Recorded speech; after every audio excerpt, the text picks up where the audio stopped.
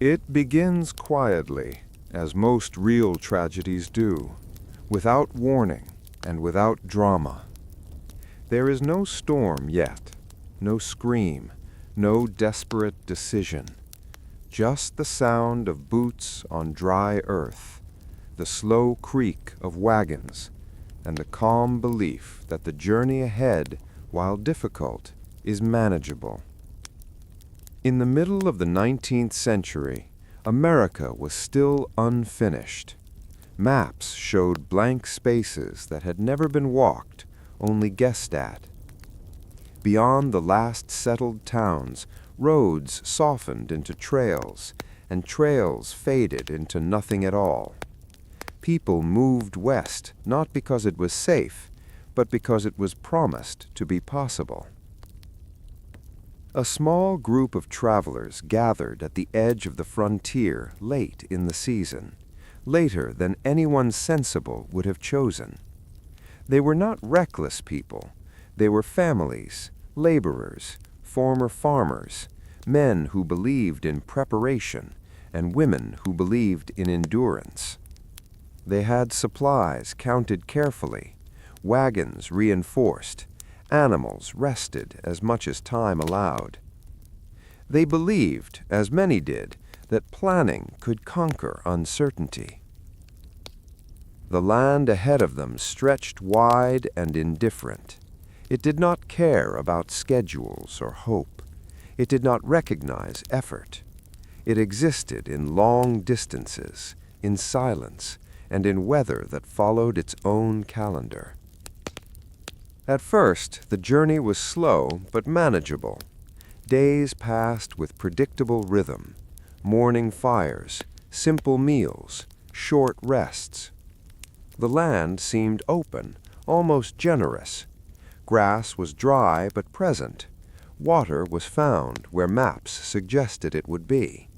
Evenings were quiet, the kind of quiet that reassures rather than threatens. People talked about what waited at the end of the trail: land, work, stability, a future that felt solid compared to the uncertainty behind them. No one talked much about winter. They knew it was coming, of course, everyone did, but winter was an abstract idea, a line on a calendar, not yet a physical force. The sun still rose warm enough to justify optimism. The sky still allowed wide visibility. The wind had not yet learned how sharp it could become. As days turned into weeks, the landscape subtly changed. Trees thinned, familiar landmarks disappeared, distances grew deceptive. What looked close took hours to reach. What appeared passable sometimes wasn't. Small delays began to accumulate.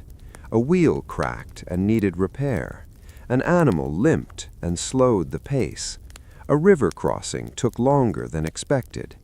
None of these things seemed serious on their own. Together, they quietly shifted the calendar. The first frost arrived without announcement. It appeared one morning as a thin white skin on the grass, delicate and almost beautiful. Boots crushed it easily. People commented on it casually, the way one comments on an early leaf falling. But frost has a memory. Once it arrives, it returns. Soon, mornings required thicker clothing. Fires burned longer. Water skins stiffened overnight.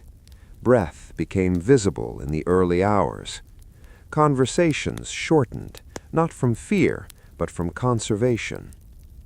The land grew quieter. Wildlife retreated first. Birds vanished. Small animals became rare sightings.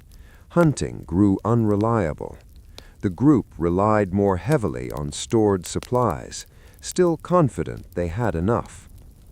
They did not yet understand how long enough would need to be.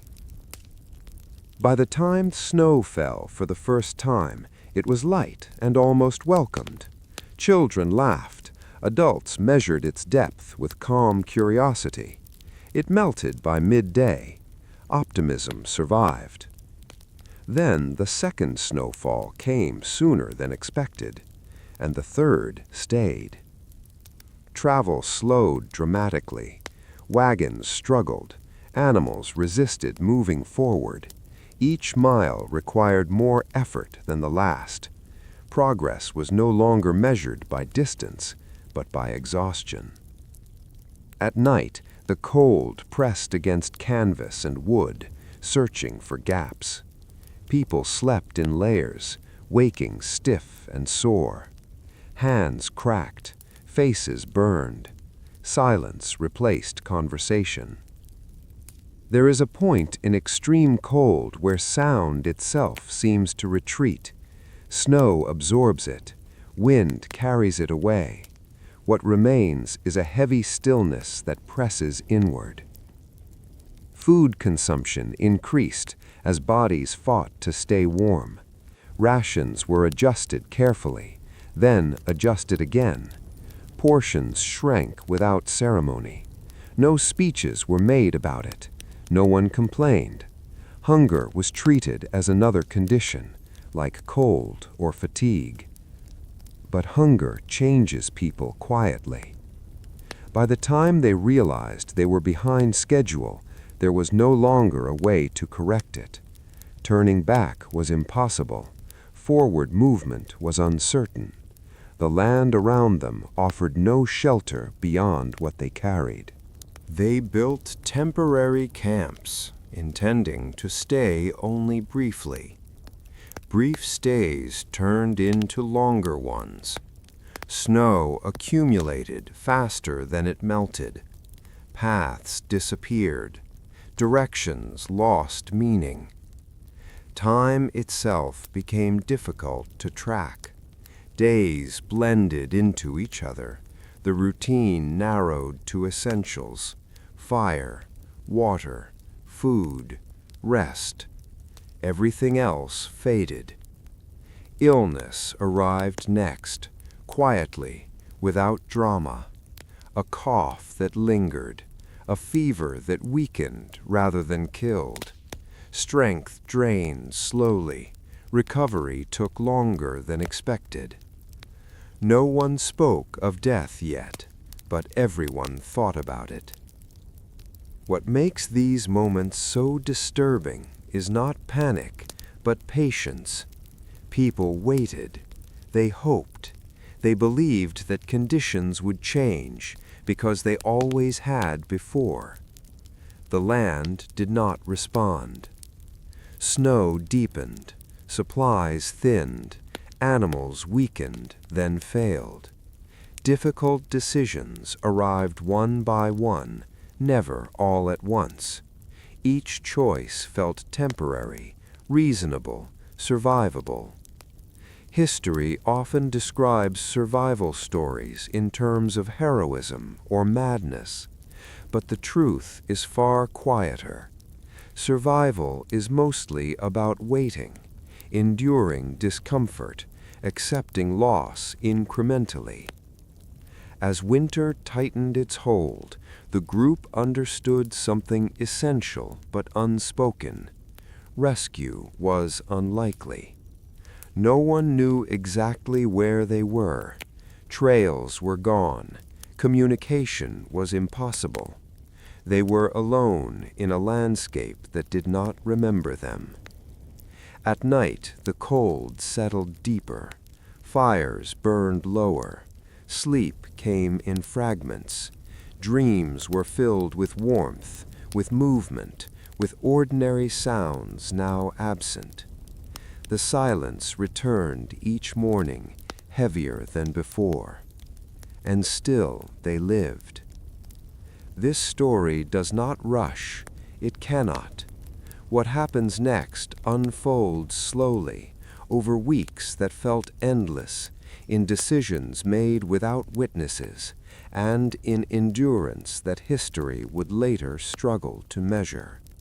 This is only the beginning of what they would face. Morning arrived without light.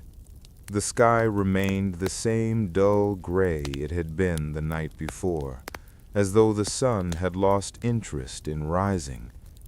Snow covered everything evenly, smoothing the landscape into something unfamiliar and almost artificial. Shapes that once guided direction, rocks, trees, slopes, had been erased or softened into uncertainty. People woke slowly, stiff from cold and from the effort of simply staying alive through the night. There was no rush anymore. Movement itself had become expensive, something to be rationed like food or firewood. Each action was considered before it was attempted. The fires were weaker now. Fuel had become scarce, and gathering it required venturing farther from camp, where snow hid dangers beneath its surface. More than once, someone stepped into a drift that swallowed a leg or twisted an ankle. Injuries were treated quietly, not because they were minor, but because there was no room for panic. Water had to be melted from snow, a process that consumed time and fuel. Meals were reduced to warm liquids whenever possible. Chewing took effort. Swallowing required focus. Hunger became constant, no longer sharp but dull, like a background noise that never faded.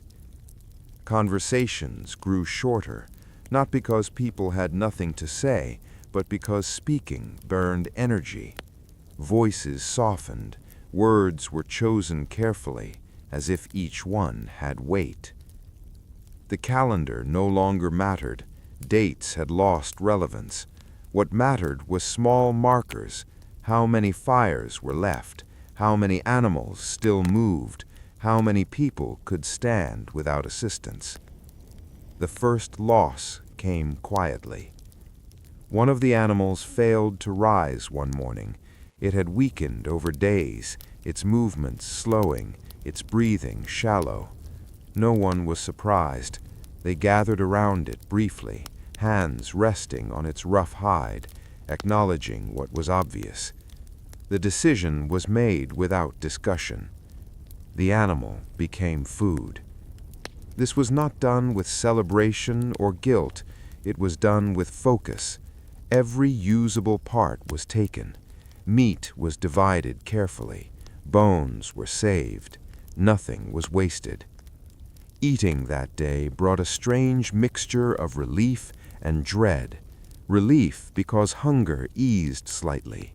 Dread because everyone understood what this meant for the days ahead.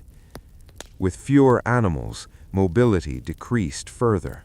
Wagons were abandoned one by one, their contents redistributed or left behind. Possessions lost value quickly. Items once considered essential were reduced to dead weight. People kept only what directly contributed to warmth or survival.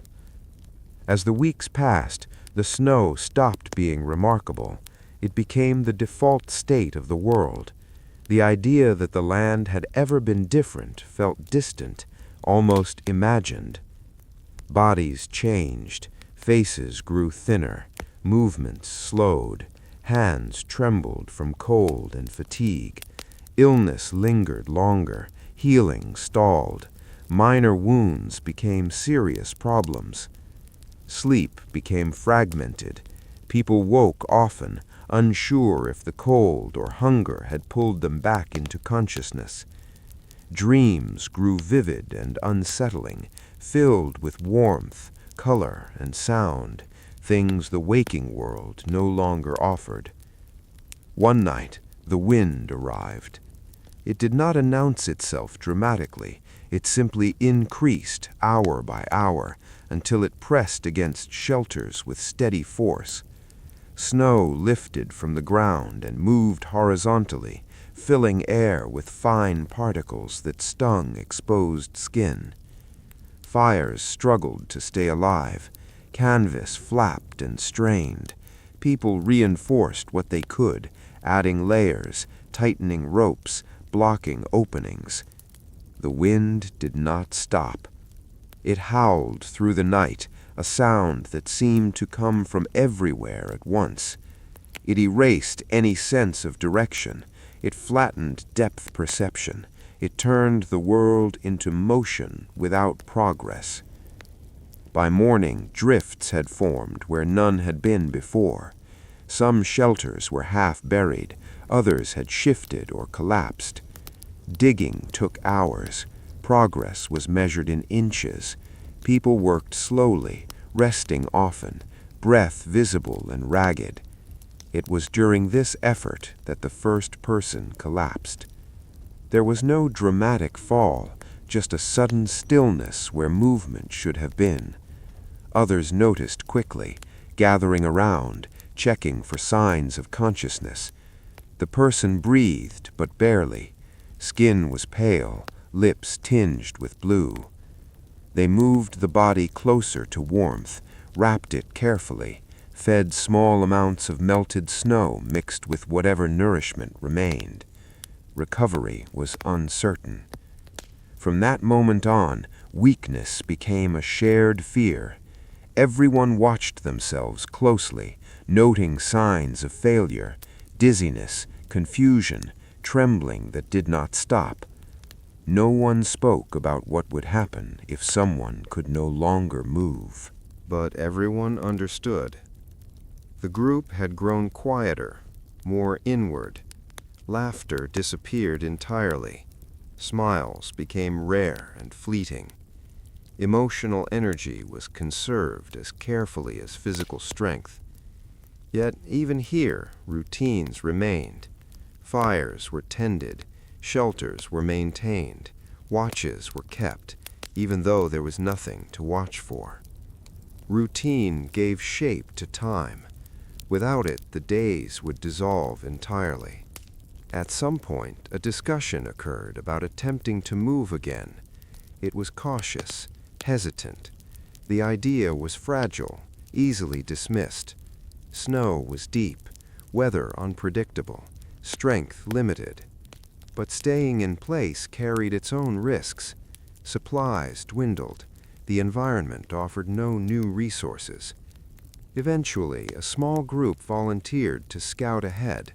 They would travel light, move as far as they could, look for any sign of passable terrain or help. The decision was not heroic, it was practical. It was also terrifying. They prepared carefully, extra layers, minimal food, clear instructions, return if conditions worsened, mark the path as best as possible. Watching them leave was unsettling. Their figures grew smaller quickly, swallowed by the white expanse. Sound disappeared almost immediately. Those left behind waited. Waiting became the dominant activity. Hours stretched, wind shifted, snow fell lightly, then more steadily. Visibility changed constantly. No one sat comfortably.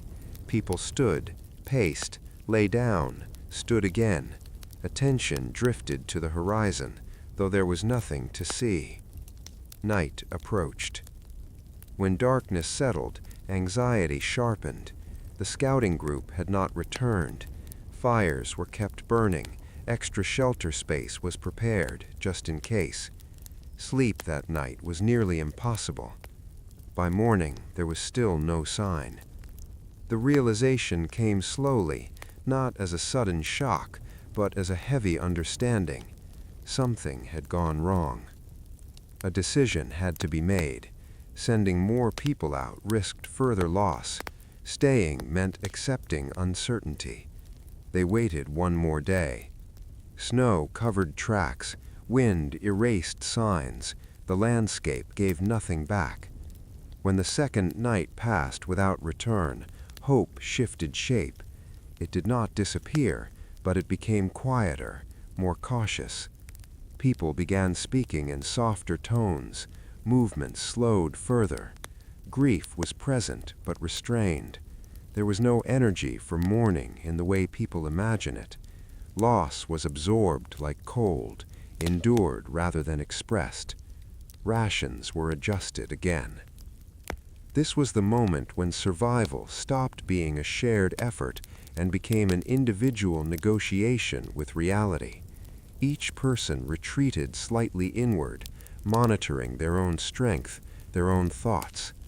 Thoughts became dangerous. People focused on immediate tasks to avoid drifting into fear, counting breaths, feeding the fire, repairing small tears, repeating simple actions. Outside, winter remained indifferent.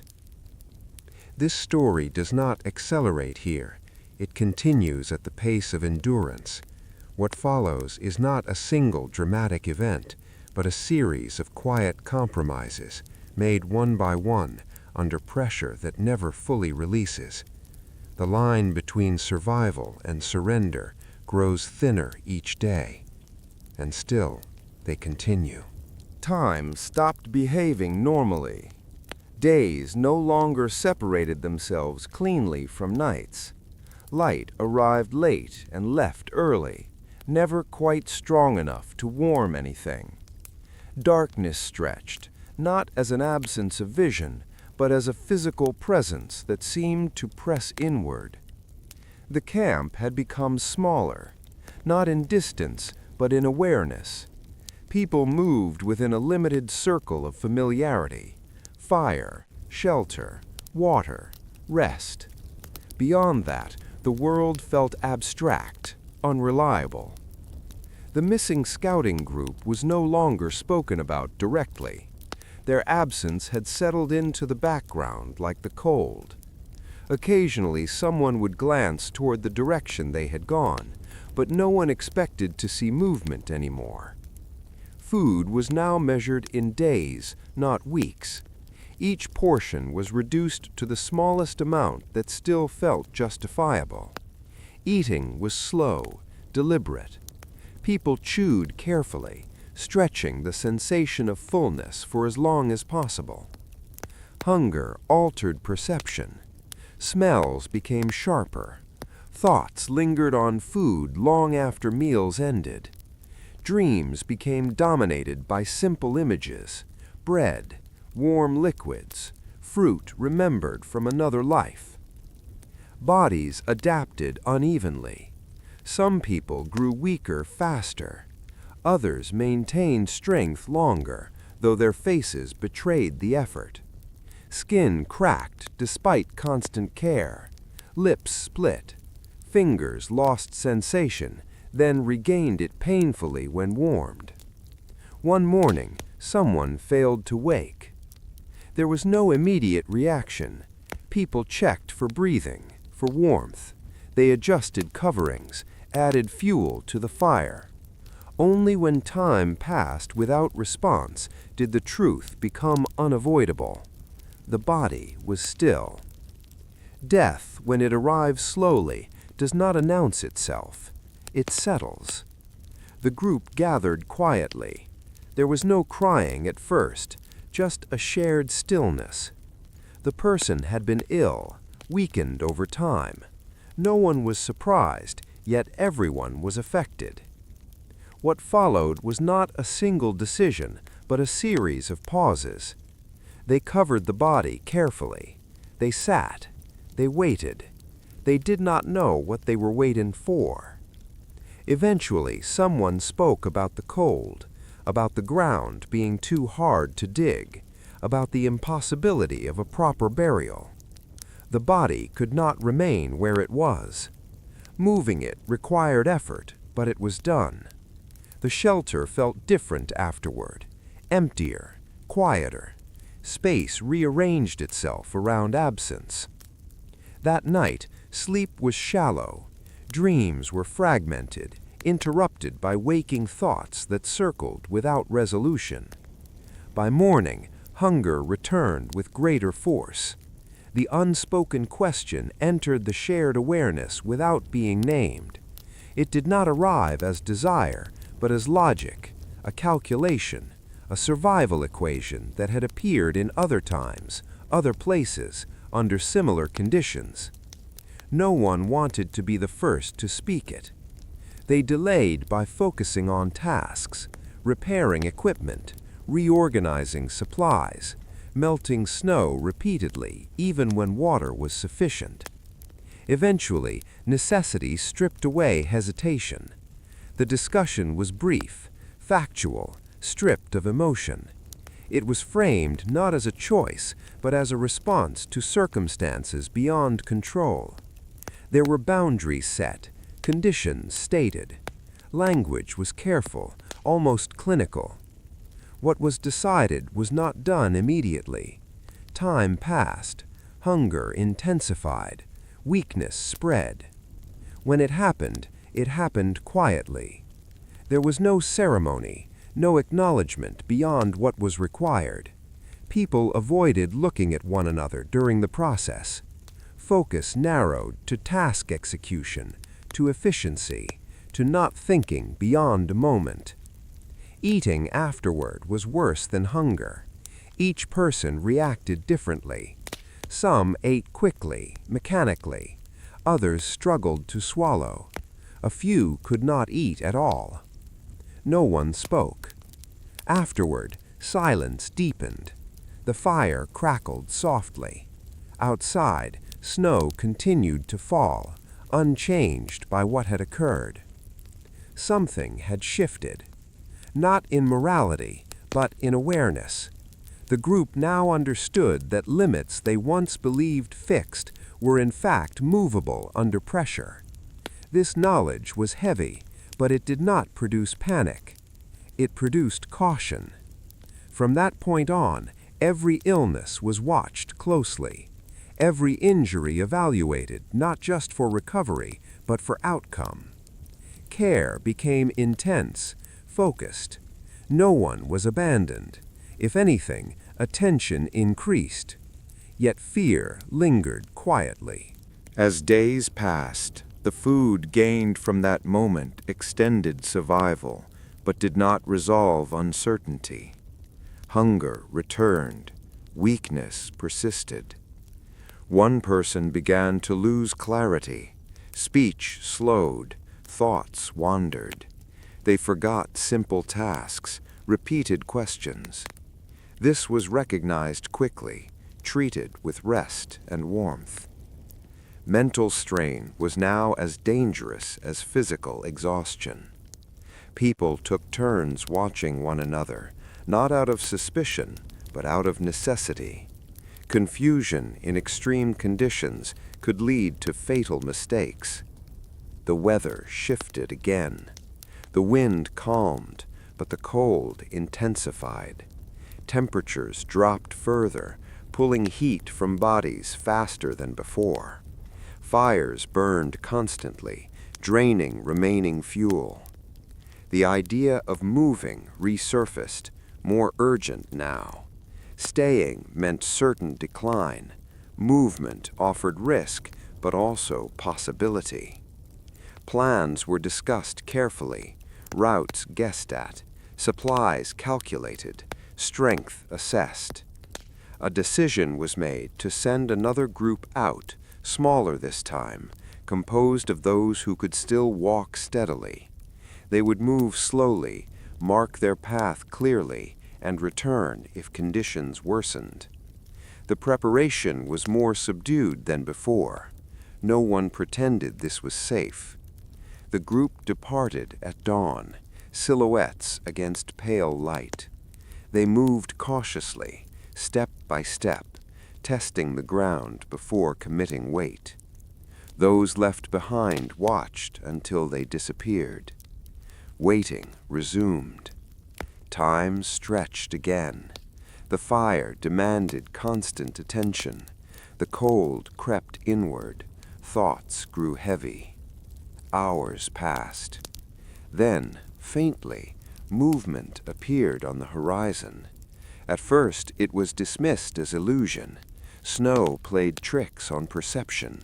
Light bent strangely. People stared without certainty. Slowly, shapes resolved. They were fewer than those who had left. As they approached, their condition became clear.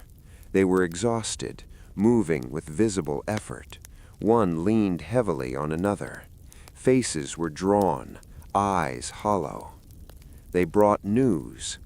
The land ahead was impassable, snow too deep, no clear path, no sign of settlements, no trace of the earlier scouting group. But they had also brought something else.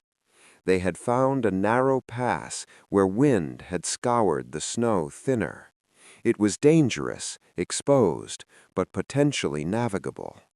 This information shifted everything. Hope returned, not as excitement, but as possibility. Plans formed immediately, careful and restrained. The group would need to move soon, before conditions changed again. Rest was prioritized, food distributed carefully, equipment reorganized. That night, anticipation replaced despair. Sleep was still difficult, but thoughts focused forward rather than inward. The next day would bring risk, but it would also bring movement. This story continues not toward resolution, but deeper into endurance. What follows will test not just strength, but the fragile structures of trust and restraint that remain. And still, they move forward. Movement changed everything immediately. The moment they left the relative stillness of the camp, the cold felt sharper, more intentional. Standing still had allowed the body to conserve heat in small ways. Walking demanded energy, and energy was something they no longer had in excess. They moved slowly, deliberately, each step tested before weight was committed. Snow hid uneven ground beneath it. Ankles twisted easily. Falls were dangerous not because of injury alone, but because getting back up required strength that could not be replaced. Breathing grew labored quickly.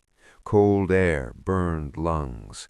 Moisture from breath froze against scarves and collars, stiffening fabric. Faces went numb within minutes. No one spoke unless necessary. The path toward the narrow pass was not clear in any conventional sense. It existed only as a suggestion, a faint difference in snow depth where wind had scoured the surface thinner. It required constant attention to notice, constant correction to stay aligned. The group stretched out naturally, stronger walkers ahead, slower ones behind. This spacing was not intentional, but it created tension. Those in front worried about losing sight of the others. Those behind feared being left.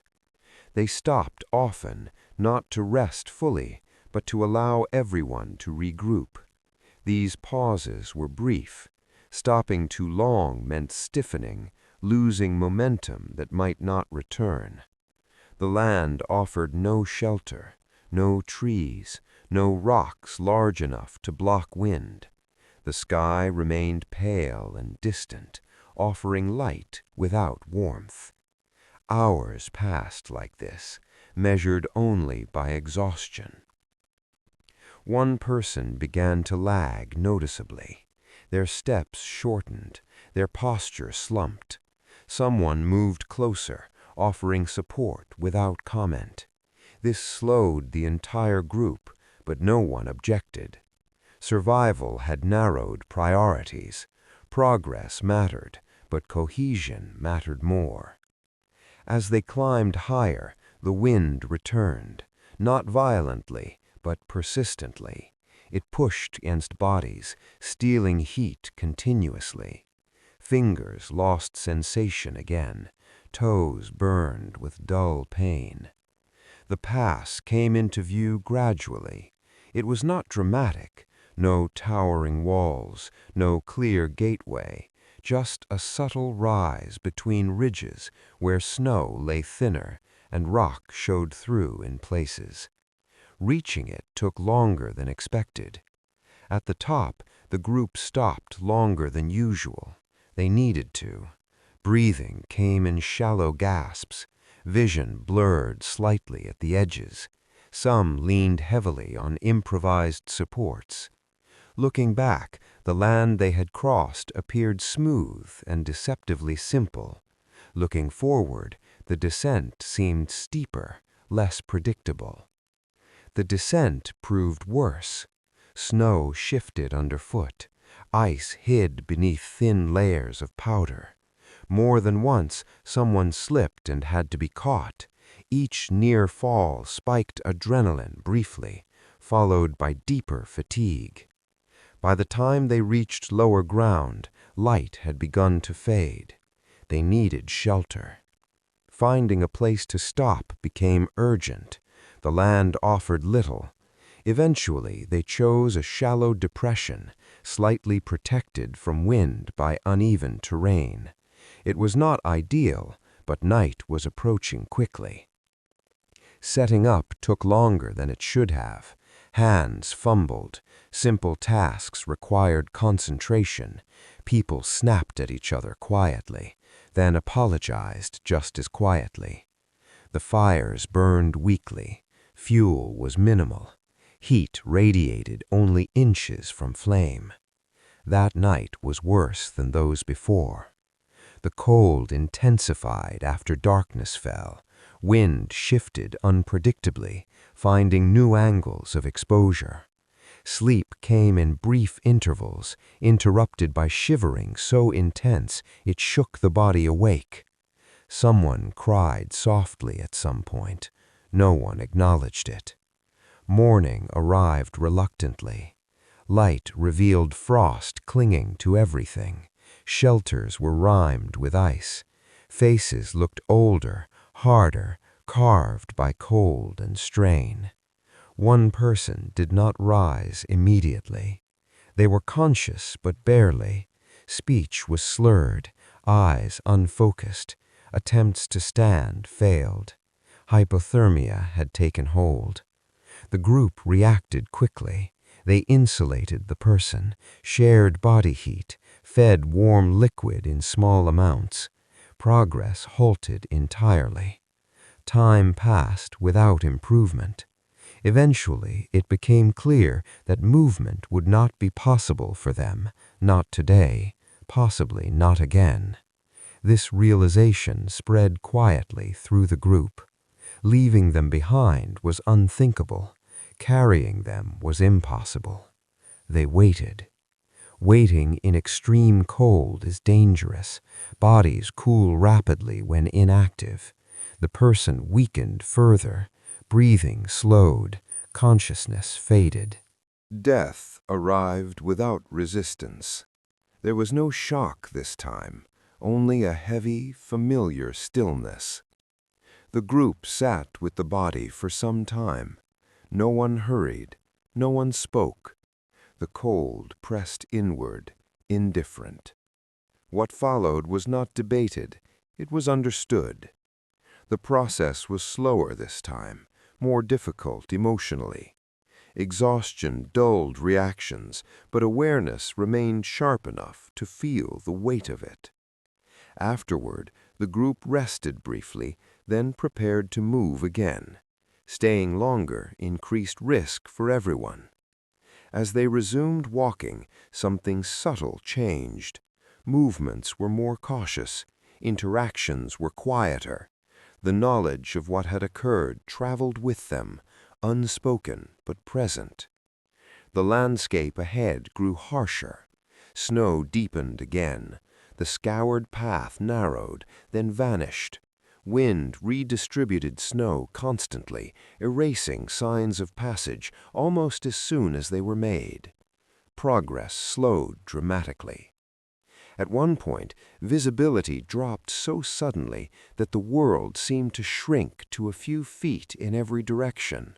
White filled the air. Orientation vanished. Sound became muffled. They stopped instinctively, clustering together. Waiting was the only option. Minutes passed, then longer. Eventually, the wind eased slightly. Shapes returned. Direction reestablished itself with effort. But something was wrong. One person was missing. Panic flared briefly, sharp and immediate. Names were called, voices rising before being pulled back by fear of wasting energy. They retraced steps as best they could, searching the whiteness for any sign. Tracks were gone. Snow offered nothing. After a long, exhausting search, they found the person not far away, collapsed in a shallow drift, partially covered. They were alive, but barely responsive. Getting them back to the group required significant effort. Strength drained rapidly. This incident reinforced a dangerous truth. Separation, even briefly, could be fatal. From then on, spacing tightened. People moved closer together, sacrificing efficiency for safety. As day faded again, the group reached a patch of terrain marginally more protected.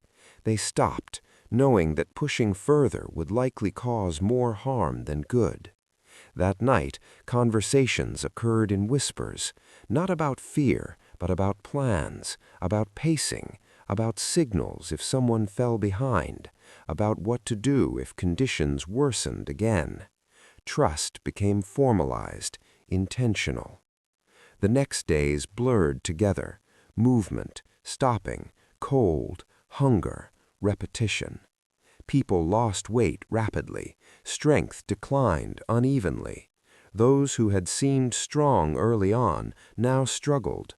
Others surprised themselves by enduring longer than expected. The land offered occasional small mercies: a rock face that blocked wind briefly, a stretch of firmer snow that allowed steadier footing, but these were temporary. Eventually, signs of change appeared.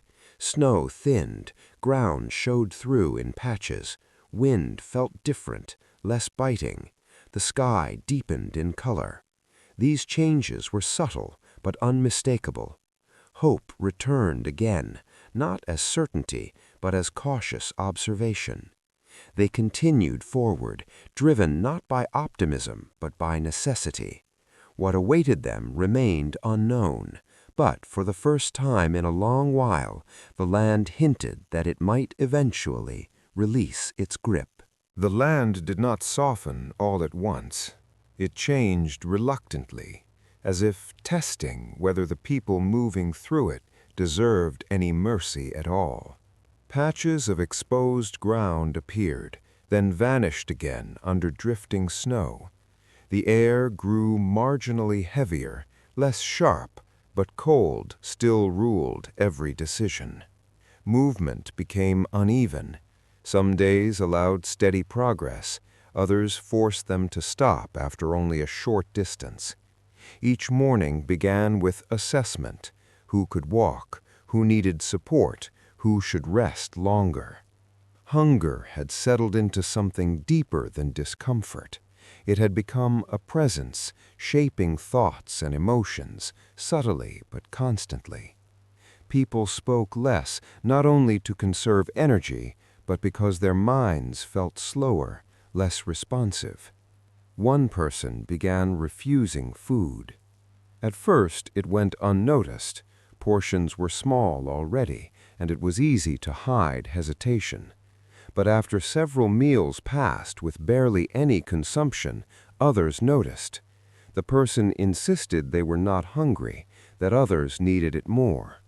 This was not generosity, it was resignation. They were weakening rapidly. Steps faltered, balance wavered. Support was offered, accepted briefly, then refused again. The group understood what was happening before it was spoken aloud. The person had reached a conclusion quietly, internally, without discussion. One evening, as they prepared to stop for the night, the person spoke clearly for the first time in days. Their voice was calm, almost steady. They said they would not continue. The words settled heavily.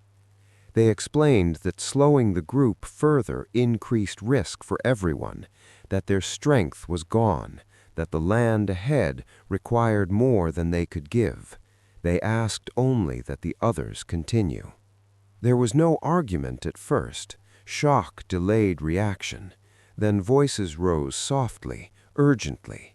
Promises were made, alternatives suggested. Carrying was discussed again, dismissed again. The person listened, then shook their head slowly. They had already decided. Night approached. The temperature dropped again. Time pressed. Finally, the group reached a compromise. They would stop early, rest longer, attempt movement together in the morning. Sleep that night was uneasy. The unspoken hung heavily in the cold air. Morning revealed the truth. The person could no longer stand. They smiled faintly, a gesture that felt out of place in such conditions. They repeated their request, more gently this time. Leaving someone behind is often imagined as dramatic, filled with tears and declarations. In reality, it was quiet, painfully practical. They gathered what could be spared, extra insulation, a small amount of fuel, minimal food. They built a shelter as best they could with what was available. No one knew how long it would last. Goodbyes were brief. Lingering would have made departure impossible. As the group moved away, no one looked back. The act of walking forward felt heavier than before. Each step carried awareness of what had been left behind. The land absorbed this without comment. Hours passed in silence. Eventually, one person stumbled and did not immediately rise. They lay still, breathing heavily. Others gathered, checking for injury. They were exhausted beyond recovery. This pattern repeated itself throughout the day. Short stops grew longer, progress slowed. The idea that not everyone would reach the end was no longer theoretical.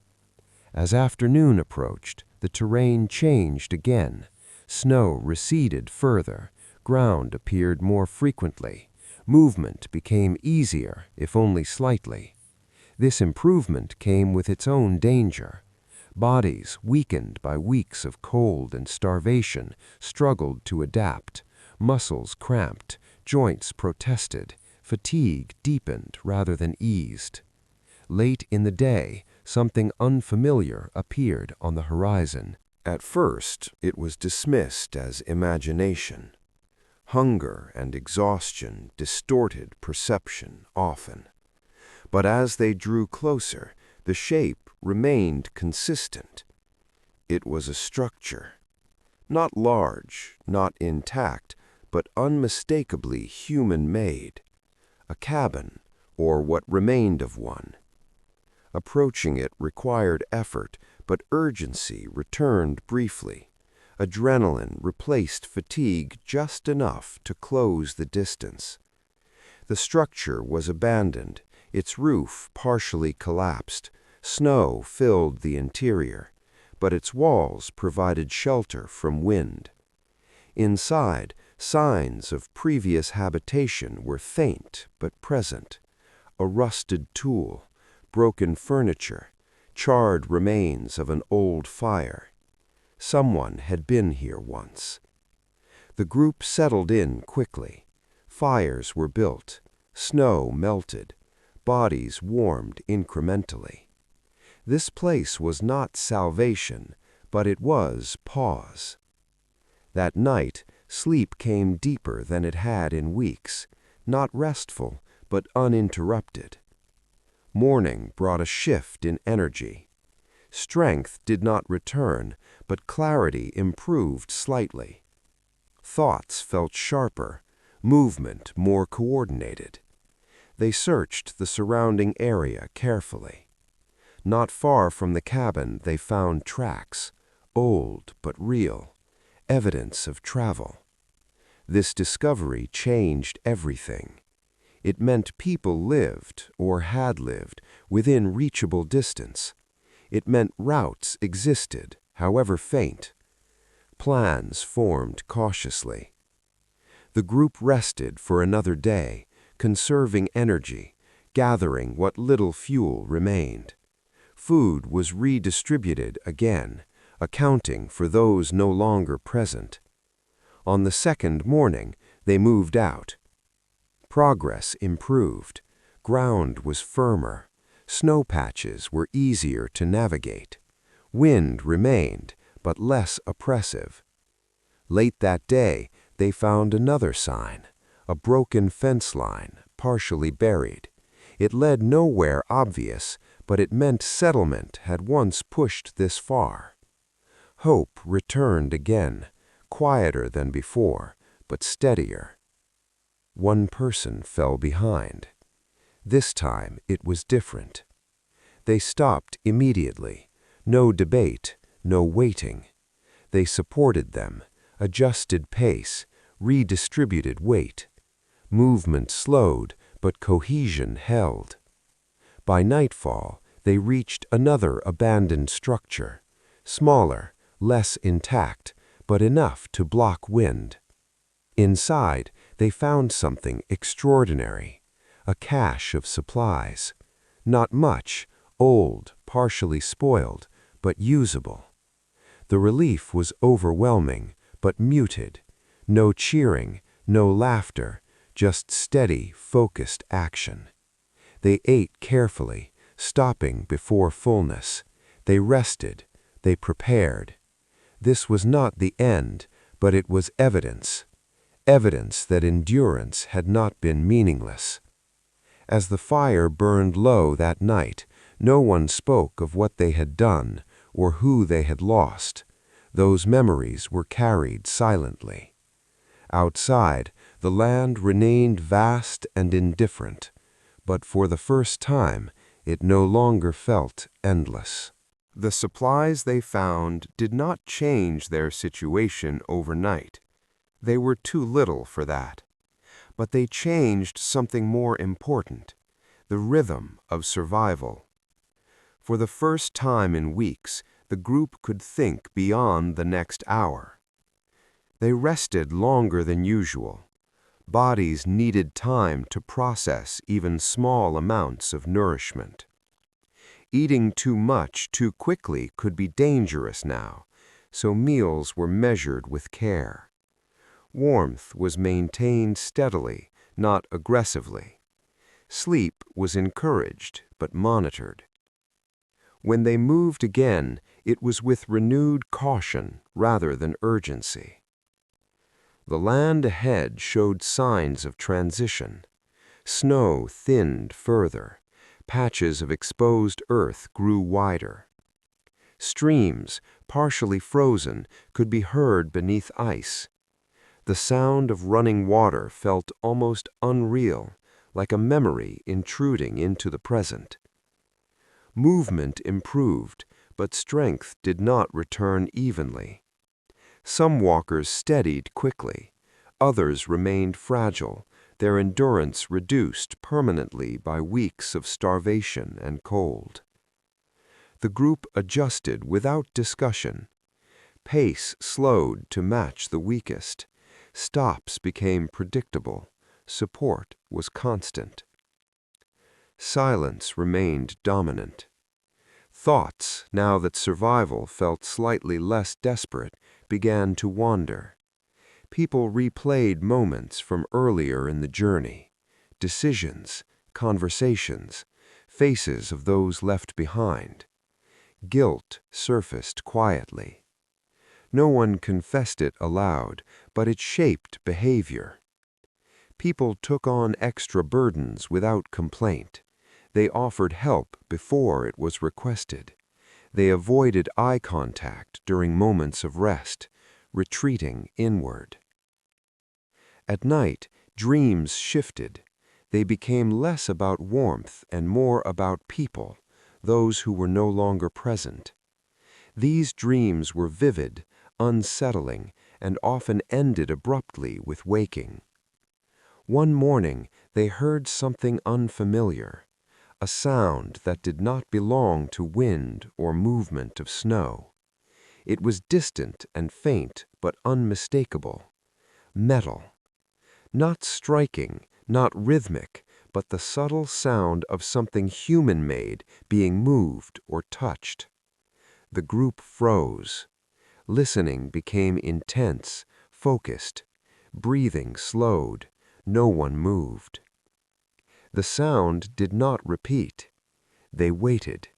Minutes passed, then longer. Eventually, movement resumed, but cautiously. Eyes scanned constantly, ears strained. The possibility of others nearby changed behavior immediately. People straightened unconsciously. Movements became more deliberate. Later that day, they found clearer signs, footprints, not their own, older but distinct. The realization was powerful. They were no longer alone. Yet this knowledge brought uncertainty. Other people did not guarantee safety. Not everyone on the frontier welcomed strangers, especially weakened ones. Approach required care. They followed the signs slowly, stopping often to reassess. Tracks led toward lower ground, where trees grew more densely. Shelter improved naturally. As they descended, the air felt heavier, warmer. Snow became wetter rather than dry. Walking required more effort but less balance.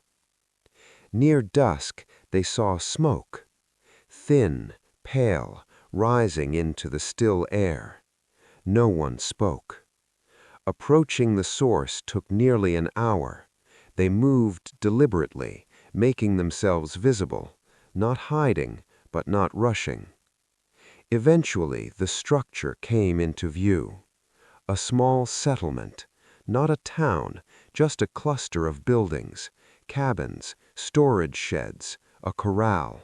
Smoke rose from one chimney. They stopped at the edge of visibility. No one wanted to step forward first. One person raised a hand slowly, a universal gesture of peace. Another followed. They walked together. The response was cautious, but not hostile.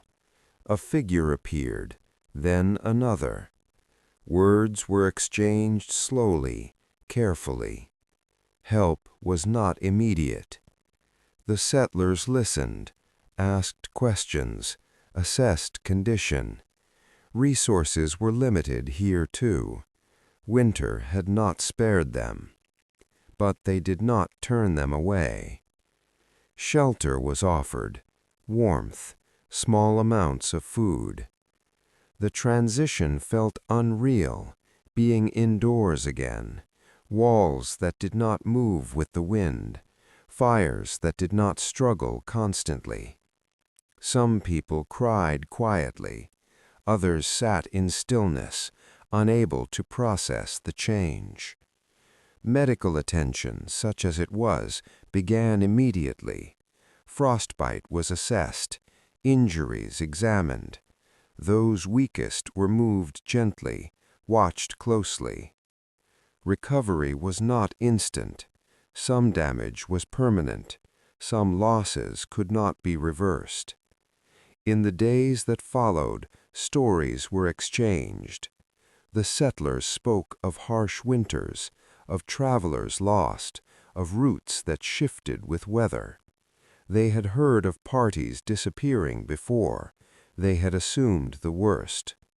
Survivors learned how close they had come to vanishing without trace. As strength slowly returned, people were able to reflect more clearly. Decisions made under pressure resurfaced with sharper emotional weight. Some avoided discussing them. Others spoke carefully, indirectly. No one judged openly. The frontier had taught all of them the same lesson. Survival rarely looks clean when examined afterward. Arrangements were made to transport the group onward once conditions allowed. Animals were prepared, routes planned. As departure approached, the survivors visited the edge of the settlement alone or in pairs, standing quietly, looking back toward the land they had crossed. They did not mark the path. They did not record names. Memory would have to suffice. When they finally moved on, it was with mixed relief and unease. Safety felt temporary, conditional. The journey was not entirely over, but the worst had passed. Or so it seemed. Because survival does not end when danger fades. It lingers, reshaping people in subtle, lasting ways. What comes next is not about cold or hunger, but about return, about how people carry what they endured into a world that did not witness it. Recovery did not move in a straight line. Strength returned unevenly, unpredictably. Some people regained the ability to walk steadily within days. Others struggled with lingering weakness, dizziness, and pain that had no clear cause. The body remembers scarcity longer than the mind expects. Warm meals were introduced slowly. Too much food caused nausea, cramping, even fainting. Hunger had changed their systems, and undoing that damage required patience. The settlers watched carefully. They had seen this before. Travelers rescued late in winter often survived the cold only to be undone by recovery itself. Nights indoors felt unnatural at first. The absence of wind was unsettling. Silence without threat felt wrong. Some people woke suddenly, hearts racing, convinced something was missing. Fireplaces burned steadily, yet several survivors slept close to the hearth, unwilling to trust warmth that did not require constant tending. Conversation returned slowly. At first it was practical. Instructions, requests, simple observations. Over time, stories began to surface, fragmented and cautious. No one told the whole story at once. They spoke about the early days on the trail, the optimism, the belief that preparation could manage risk. These parts were easy to share. The middle of the journey was avoided. When the names of those lost were mentioned, voices softened, sentences shortened, people looked away. The settlers did not press for details. Silence was respected. As days passed, arrangements were made to move the survivors onward to larger settlements where medical care and stable housing were available. Winter routes were dangerous, but remaining indefinitely was not possible. The survivors prepared reluctantly. Leaving felt risky, even now. The idea of movement still carried tension. The journey resumed under better conditions, but fear lingered. Every delay felt ominous. Every weather change triggered anxiety. Yet nothing like before returned. When they reached a proper town, one with streets and stores and signs of routine life, the transition felt overwhelming. Noise startled them. Crowds felt intrusive. Choices, what to eat, where to sleep, felt exhausting rather than freeing. People expected gratitude, relief, celebration. What they received instead was quiet withdrawal. Survivors answered questions briefly, then retreated. They struggled to explain what had happened in ways that others could understand. Words felt insufficient, even misleading. How cold was it? People asked. There was no useful answer. Medical examinations documented damage, frostbite scars, joint deterioration, weight loss beyond healthy recovery. Some injuries would never fully heal. Others were invisible. Sleep remained difficult. Nightmares persisted. Loud sounds caused flinching. Silence felt safer than conversation. The world had continued while they were gone. News had moved on. Seasons had changed. People had forgotten them. This realization cut deeply. In time, officials recorded the event. Names were written down, distances estimated, maps adjusted slightly to reflect safer routes. The story entered records as an unfortunate expedition, a cautionary tale about timing and terrain. Much was omitted. There were no official accounts of hesitation, of the slow erosion of certainty, of decisions made without good alternatives. History prefers clarity. Survival rarely provides it. As months passed, survivors dispersed. Some returned east, others continued west, unwilling to abandon the future that had driven them forward in the first place. They carried what they had endured quietly. Some spoke about it later in life, cautiously, selectively. Others never did. Their relationships changed. Patience increased in some, frustration sharpened in others. Small inconveniences felt insignificant or unbearable, depending on the day. Food was never treated casually again. Neither was winter. Years later, when asked about the journey, one survivor described it not as terror, but as narrowing. The world got smaller, they said, until it was just breath and movement.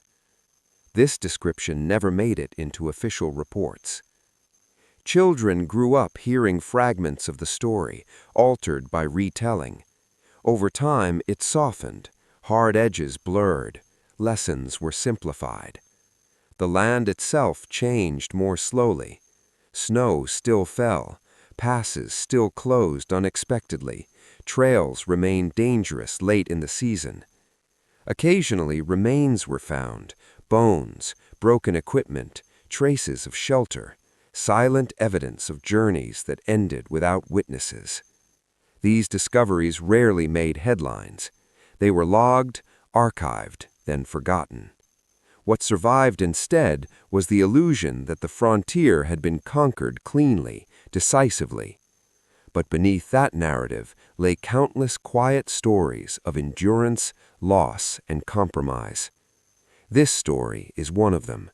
It does not end with triumph. It ends with continuation, with people moving forward, altered but alive, and with a land that never acknowledged them at all. Time moved differently after survival. Days returned to having structure, but meaning lagged behind. For those who had endured the journey, ordinary life felt oddly distant, as if observed through a thin layer of glass. They woke in warm rooms and still expected cold. They reached for tools that were no longer necessary. They ate cautiously, stopping before hunger was fully satisfied, habits shaped by weeks of restraint. Winter passed. Spring arrived without ceremony. Snow melted from the mountains, revealing paths that looked harmless now. Rivers swelled, then calmed. Grass returned. Animals moved freely again. The land gave no indication of what it had taken. People asked fewer questions as time went on. Curiosity faded into routine. New concerns replaced old ones. Crops needed planting. Trade resumed. News cycles shifted. The story of the journey settled into a quieter form. In official accounts, it became a matter of logistics, a late departure, poor conditions, inadequate preparation. Mistakes were identified, named, and filed away. These explanations were accurate, but incomplete. What they did not capture was how reasonable every decision had felt at the time, how no single moment had clearly marked the point of no return, how survival had narrowed choices until only one remained, again and again.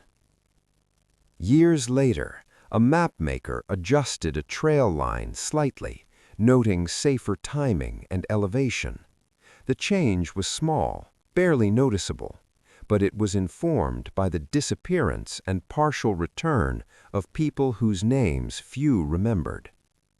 A historian recorded a paragraph, a footnote followed, then silence. The survivors aged. Some built families. Some moved often, never fully comfortable settling. A few avoided mountains entirely. Others were drawn back to them, unable to explain why. Cold weather continued to affect them more than others. Old injuries ached sharply in winter. Fingers stiffened, joints burned. They did not complain. They had learned that discomfort could be endured quietly. On long winter evenings, some sat near fires and stared into flames without speaking. Their thoughts wandered, not always intentionally. Memories surfaced without warning. Faces, moments, decisions. These memories were not dramatic. They were small, ordinary, and that made them harder to dismiss. A hand reaching out in snow, a shared cup of melted water, a pause before moving forward. Children noticed these silences and learned not to interrupt them. As decades passed, the frontier receded. Railroads crossed regions once considered impassable. Towns grew where isolation had ruled. Travel became faster, safer, more predictable. Stories of earlier journeys sounded exaggerated by comparison. People laughed gently at old fears. They spoke confidently about progress. Yet every winter, accidents still happened. Travelers still misjudged weather. Storms still arrived without warning. The land never fully changed. Occasionally, someone uncovered remnants while building or exploring. Weathered wood, rusted metal, fragments of equipment frozen into ground that no longer stayed frozen year-round. Local records noted these findings briefly. Sometimes someone wondered who had been there before. No one ever knew for certain. The phrase boring history would come much later, used to describe events that lacked clear heroes or dramatic endings. Stories like this one fell easily into that category. There were no battles here, no decisive victories, no clear villains. Just people, moving slowly, enduring conditions they did not fully understand. This made the story easy to overlook, but for those who lived it, boredom had never been part of the experience. What defined it was repetition, cold mornings, careful steps, measured breaths. Survival was not exciting, it was exhausting. Modern listeners often expect stories to escalate, to build toward something larger, louder. This one does not. It settles instead, into quiet understanding, into the recognition that history is shaped as much by what nearly disappears as by what succeeds spectacularly. The survivors did not seek recognition. They did not organize commemorations. Some avoided mention of the journey entirely. But their presence influenced decisions in subtle ways. Routes were altered, timelines adjusted, advice passed down informally. Don't leave that late. Watch the weather longer than you think you need to. Listen when the land tells you no. These warnings spread without attribution. Long after the survivors were gone, travelers benefited from them without knowing why. This is how most history works, not through speeches, but through caution, not through memory, but through avoidance. The land remained vast, silent, and patient. People continued to cross it, one careful step at a time. And somewhere beneath snow that no longer fell as deeply as it once did, traces remained, silent, unremarked, waiting for nothing at all.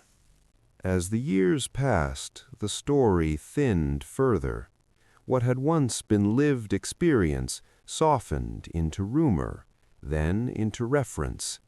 Names were replaced by numbers. Details faded. What remained was atmosphere rather than narrative. People spoke of that bad winter without specifying which one. Records mentioned a delayed expedition, losses attributed to exposure and starvation. The language was precise but emotionally empty, designed to inform rather than remember. The survivors themselves became quieter with age. When asked directly, they often responded with practical answers. Yes, it was cold. Yes, they were unprepared. Yes, mistakes were made. They did not speak about the waiting. They did not describe the sound of wind filling every thought, or the way hunger erased time, or how silence became something to lean on. Those experiences resisted language. Instead, the survivors developed habits that appeared ordinary from the outside, but carried deep internal logic. They stored extra food even in good years. They repaired things immediately rather than later. They avoided unnecessary risk. They valued slowness. When storms approached, they stopped moving long before others would have considered it necessary. When others pushed forward, they paused. Some people interpreted this as caution. Others saw it as fear. Neither was entirely correct. It was recognition. The land had taught them that momentum is not the same as safety, and that stopping at the right moment can be the most decisive action of all. As time softened memory, the survivors' internal landscapes remained sharp. Certain smells, smoke, damp wood, cold metal, could still transport them instantly back into that narrow world of breath and movement. Winter evenings were the hardest. The sound of wind against walls could still cause unease. Silence could feel threatening rather than peaceful. Sleep sometimes arrived easily, sometimes not at all. They learned not to fight this. Instead, they waited. Waiting had once saved them. It continued to serve them well. Younger generations listened politely when fragments of the story emerged, but they lacked context. They had grown up with railroads, reliable forecasts, dependable supply chains. The idea of being cut off completely felt unreal to them. They assumed the story belonged to a less advanced time. In some ways it did, but the land remained unchanged beneath progress. Storms still arrived early, winters still extended longer than expected, routes still closed without warning. Every few years, someone underestimated these realities and paid for it quietly.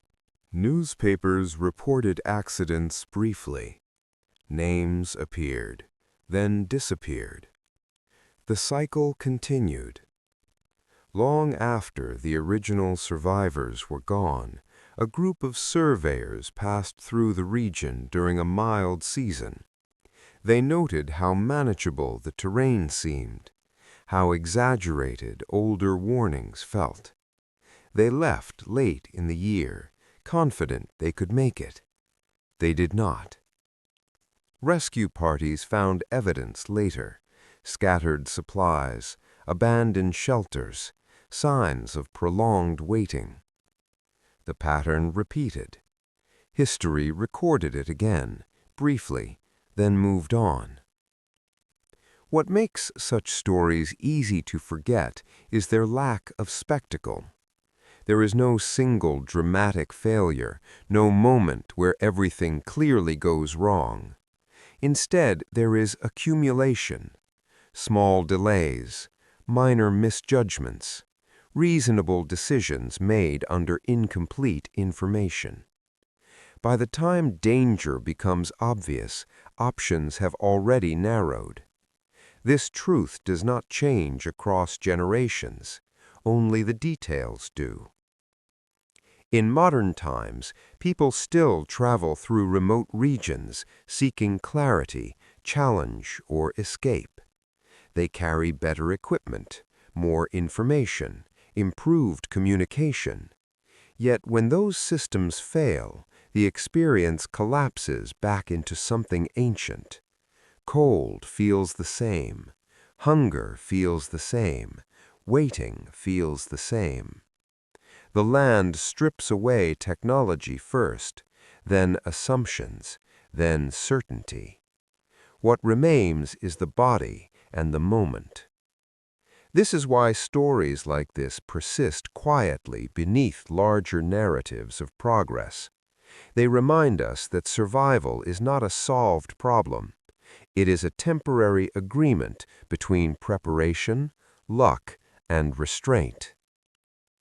On quiet nights, when wind moves steadily but gently outside, it is possible to imagine those earlier travelers still moving slowly across the land, their figures small against vast space.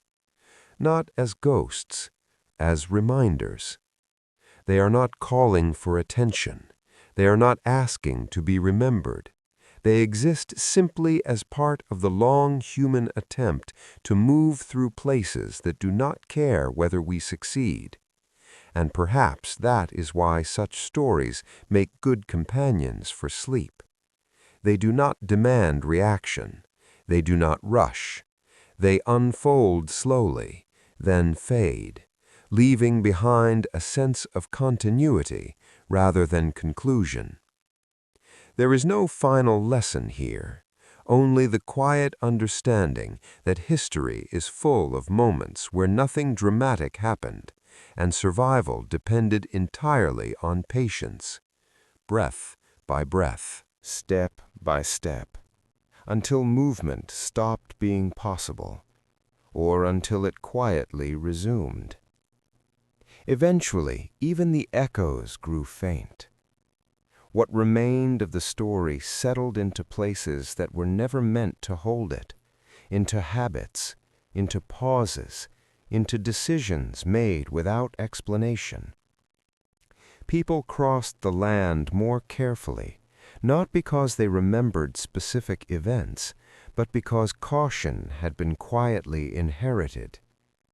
The region itself changed slowly, unevenly. Some winters were gentle, others arrived early and lingered. Snowfall varied, wind patterns shifted. Nothing stabilized long enough to be trusted completely. Travel guides were updated periodically. Routes were adjusted by inches, sometimes miles. Warnings were softened, then strengthened again, depending on recent memory. Few people questioned why certain areas were avoided late in the season. It was simply understood. The land had a reputation. Reputations do not need details to survive. In small towns near the old routes, elders occasionally mentioned disappearances from long ago, not as stories, but as context, as explanation for why certain risks were not worth taking. Children listened without fully absorbing meaning. The words entered them slowly, becoming part of their understanding of winter, distance, and restraint. Years passed. The original survivors, those who had returned altered but alive, grew older and then fewer. Their deaths were ordinary, recorded briefly, mourned locally. Nothing about their endings reflected what they had endured. Their possessions were distributed, their homes cleared, their papers archived or discarded. Only rarely did someone uncover a journal or letter that hinted at the journey. These fragments were incomplete, written cautiously, as if the authors had never fully trusted language to carry the weight of memory. Most of these documents ended abruptly, as though the writers had stopped not because the story was finished, but because continuing felt unnecessary. Time continued. Modern infrastructure eventually reached near the region. Roads were carved carefully, bridges built, weather stations installed, forecasts improved. Confidence returned. Yet even with all this, certain warnings persisted. Check conditions twice. Don't rely on averages. Have a plan for stopping. These phrases appeared repeatedly in manuals and advisories, often without attribution. They were echoes.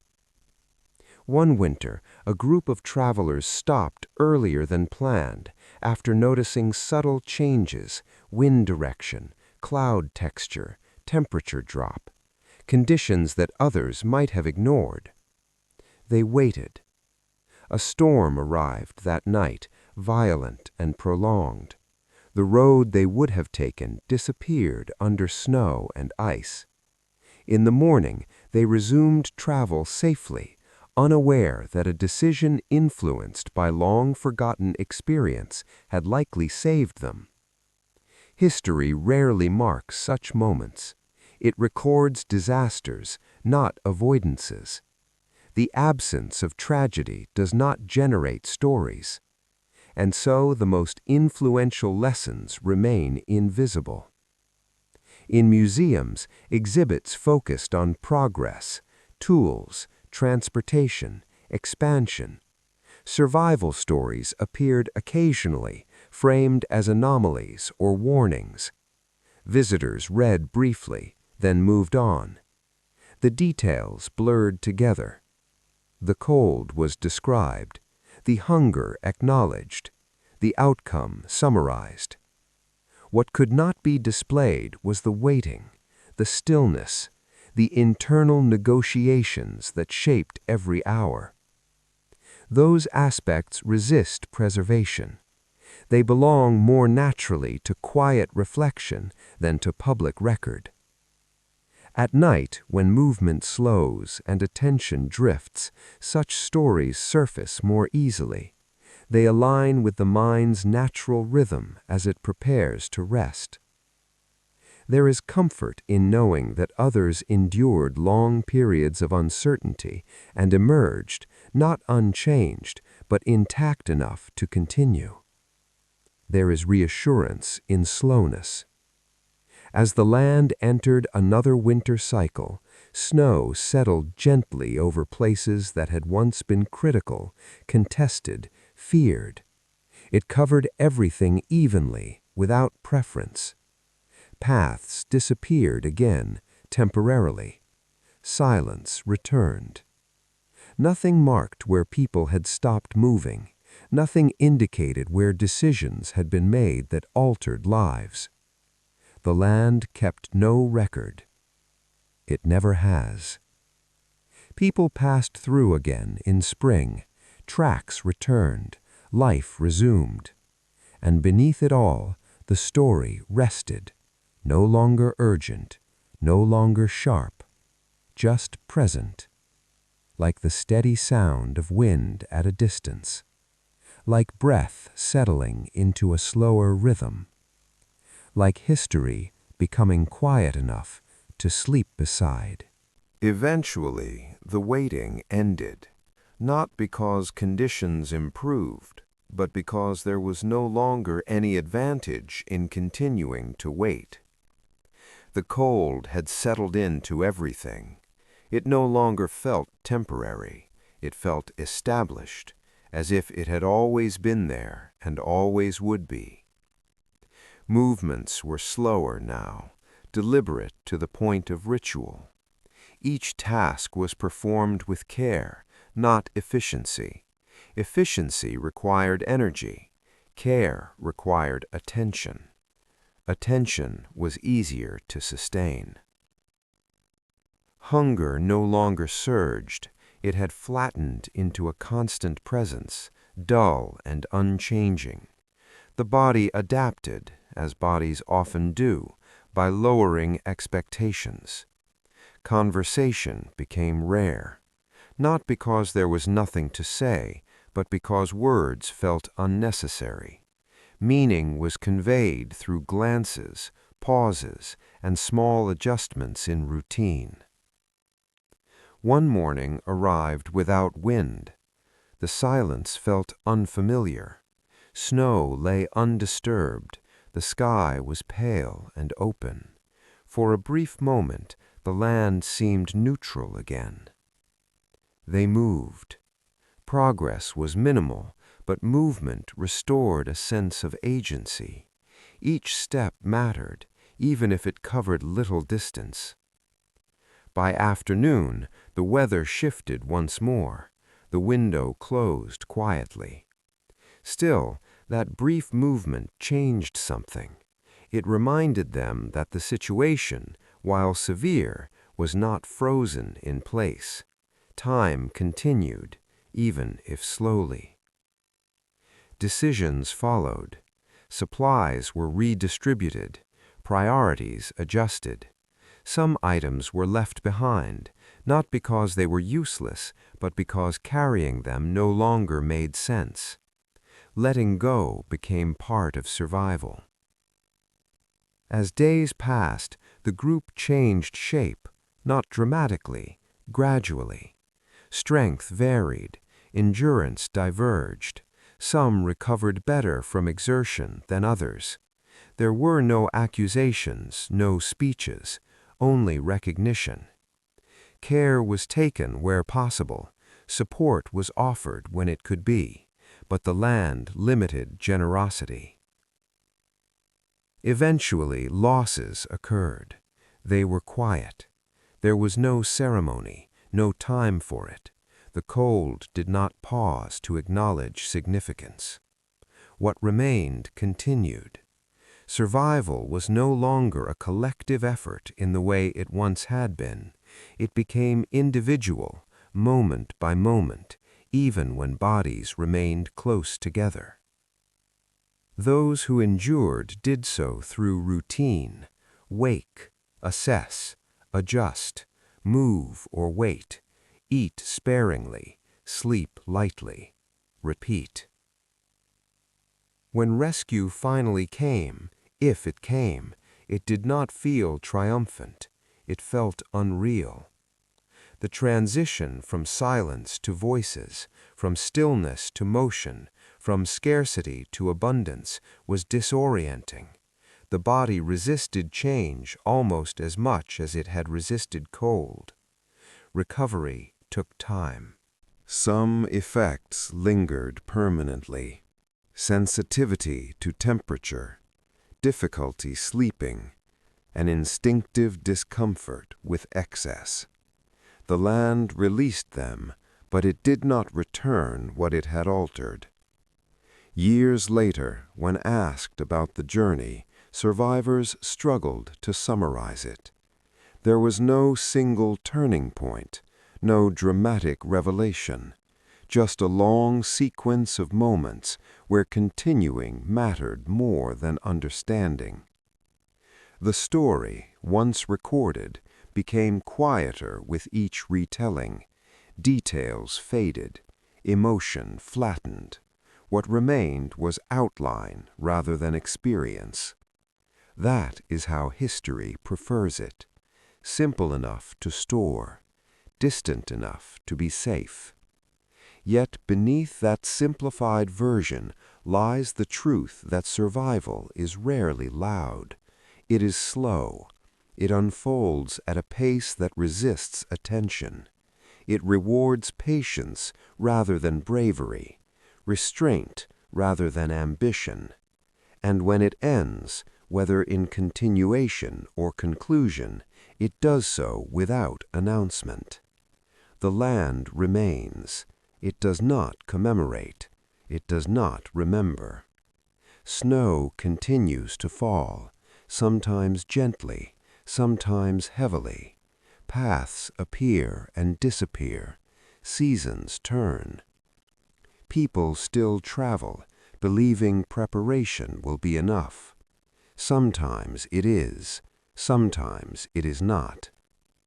And when night comes, when movement stops, when the world grows quiet, stories like this one settle easily into the background of thought.